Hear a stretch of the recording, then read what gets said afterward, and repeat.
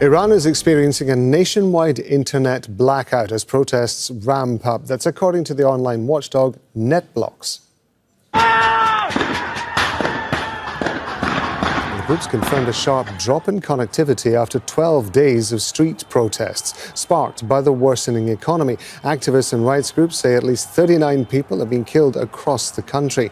More than 2,000 others have been detained. Going to go to Tohid Asadi. He's joining us now on the line from Tehran because, of course, we have a loss of internet connection there. Tohid, is there any suggestion that this drop in connectivity is in any way linked to the protests? And can you tell us how people are reacting? Well,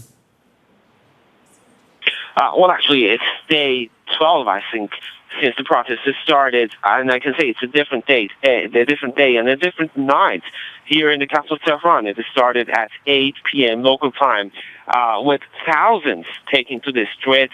The scope compared to the previous days was not limited anymore. What we saw was many more neighborhoods in the Iranian capital, Tehran, coming to the streets. Several streets were blocked while I was driving from downtown to the bureau, and after the protesters threw the trash bins to the streets, the smoke I can say can be felt right now. We speak as trash bins. Some of them were set on fire. Violence were erupted following some cases of confrontation between police and protesters, even though we don't have specific data, specific confirmed information about the number of fatalities or arrests.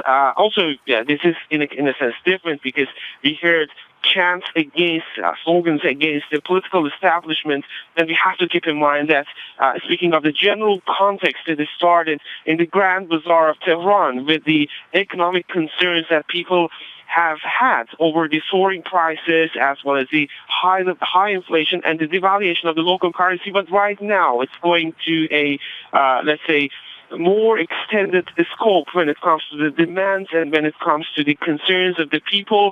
We know that the economic squeeze has eroded the public confidence and deepened the dissatisfaction, particularly when it comes to the working and lower middle classes who are now finding themselves struggling to meet the everyday needs. And speaking of the context again, we have been facing a internet shutdown in the country, even when it comes to, let's say, phone calls. They are severely restricted.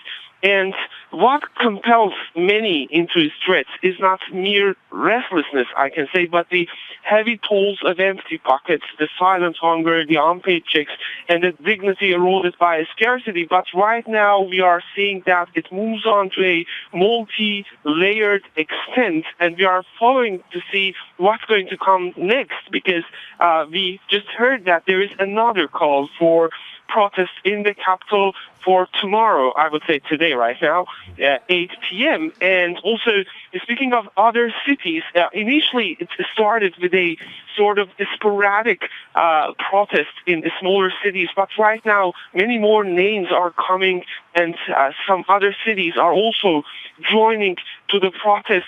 The government's response was initially to recognize the legitimate rights of people to take part in peaceful protests, but also there were warnings coming and saying that in case it turns to riot, it turns to, let's say, violation and violence, the government's response, the state's response is going to be tough. That's something that the Supreme Security Council as well as the Supreme Leader of the country have all mentioned over the past few days. Tohid Asadi, they're bringing us up to date from Iran's capital, Tehran. Thank you very much indeed.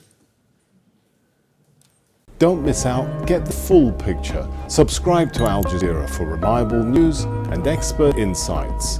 Like, share, stay ahead.